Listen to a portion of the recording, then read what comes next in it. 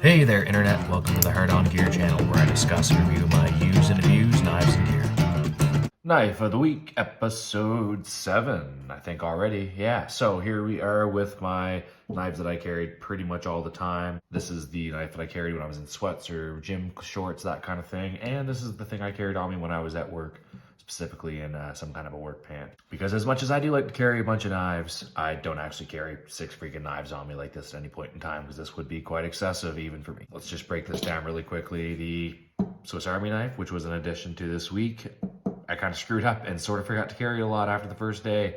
Ended up moving around from one base to another this last week. Ended up throwing this in my kit early on in the week, expecting to move. The move got delayed. Here we are. I dug this out for the video and realized, whoops, only really carried it for a day or two. So Swiss Army knife, you will get another shot next week. I'll make it more of a priority to use you. It did end up carrying the Leatherman Signal again pretty much every day on me, civvy, or in work pants. I would just swap it out. Been carrying it on my back left. That's my primary hand, my back left pocket. Just on the very outside so that I'm not sitting on it, but just slipped in with the pocket clip.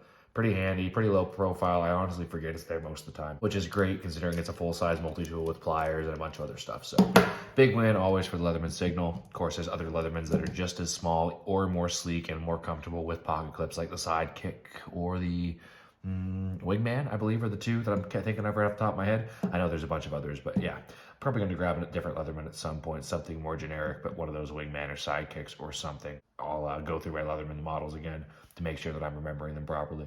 Ooh, I feel extra mumbly and deep today. Let me just, okay, shake the voice out here. So, SR1 Lite was kind of the big change up this week for the folder. Normally, I've been carrying something smaller, a lot smaller the previous week, and the Rat Model 2, which was a big win. And the SR1 Lite, wow, tanky, beefy, thick, right? But actually, once you get used to it, like most knives and most things in life, you get pretty used to this thing after a few days, and after a few weeks, I'm sure it would become normal in my pocket and in my hand. But honestly, I did kind of forget how large this knife was until I hauled it out, because it kind of did get used to floating around in my pocket. When it came to the actual use of this knife, this is probably one of the most generic, well-built style of handles that you go with for a knife. Nothing fancy about it. The cutouts aren't crazy. It's just a nice, big, rectangular-ish handle with a little bit of finger cutout, and no complaints about this whatsoever. Anyone in the comments section have anything to say about the handle ergonomics? I know we got a lot of SR1 Lite fans in the comments and on the Hog YouTube following, just based on the toughness and durability of this budget beast. Any thoughts on the handle ergonomics overall, people?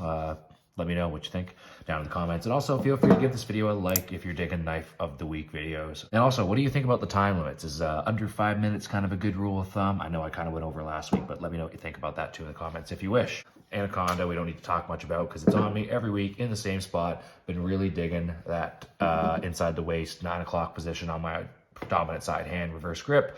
Just there for a random emergency backup knife, you know, again, coyote attacks being the prevalent concern of mine at all times as a Canadian citizen. There for whatever I need it. Once in a while, I do tend to give it some use. Paramilitary 2, only used when I was in sweatpants or gym shorts, just a little bit smaller. And the SR1 Lite, I did put it in my sweatpants once, and I will not do that too many times because I see invisible wear just from that one withdraw because of the pocket clip, and I haven't sanded down the rough G10 texturing on the inside of that. Cold Steel is pretty notorious for that on a lot of their big tanky folders. Condor Pterosaur for a second week now. I had that on my hip, replacing my typical Tops Millspy Leader Essie Azula as my main offhand fixed blade. The Scandi grind stuff's great for bushcraft, but this is still a 1095 carbon fixed blade, full tang and ready to do all kinds of crazy stuff. Although I don't really need that extra tanky fixed blade where I've got the SR1 Lite on me right now. So I actually didn't end up using the Pterosaur, I don't think, at all this week. I did keep it nice and sharp, and I don't think it's been touched since. The Leatherman got a little bit of use again with the screwdriver and the pliers. The SR1 Lite,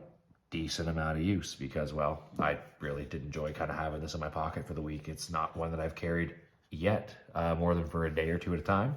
And I got kind of used to it, and I am definitely digging it. And I could see if you were only going to buy one big tacky folder, why this would probably be a good choice. So SR1 Lite, Knife of the Week this week. Pretty awesome. Yeah, $70, $80 Canadian knife. For a folding knife, you're really not going to get better in the tank, budget, awesome department. So actually the action on this thing's super smooth. The triad lock's a lot smoother than some. I did see some comments, and there always is comments around how triad locks tend to be a little bit sticky, especially on a brand new Recon 1 or something like that. The SR1 Lite, for some reason, whether it's the weight or whatever, just really smooth operation. But as I said in the last, one of the videos last week, make sure you're keeping your finger really up high if you're gonna one hand drop that lock, because if not, you might lose a finger with these big, chunky cold steel blades. So we'll just look really quickly at what's gonna be in my pocket next week. Something to do with maybe some rats, we'll say. I might give the dual rats a try as far as like my smaller shorts knife and my bigger regular folder. And then maybe we try something new for the fixed blade department. But I want a regular EDC fixed blade on my offhand again when I'm walking around in jeans. So you'll be seeing something like that next week on Knife of the Week. And of course, you can check out the regular weekly upload coming up tomorrow. Give this one a thumbs up. Give that one a thumbs up. Check out the videos for these knives on the table right now. We'll see you then. Hard On Gear channel, signing off.